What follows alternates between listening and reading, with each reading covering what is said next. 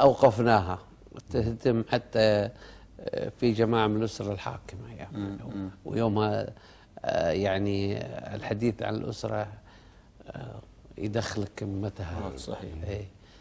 بدينا ندخل حتى يعني انكتب يومها مقالات أو تحقيقات.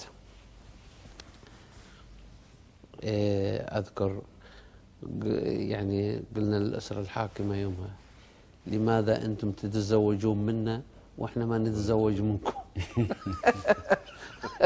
يعني هذا الجانب الاجتماعي. عرفت شلون؟ بدينا نتحدث عن قضايا كانت يعني تتعمل، وكان في تقبل ان احنا ننتقدها، ولو انه يعني ممكن تكلفك كإنسان نوع من غضب الآخرين. نعم. لكن كنا نتحمله. وبعدين على الجانب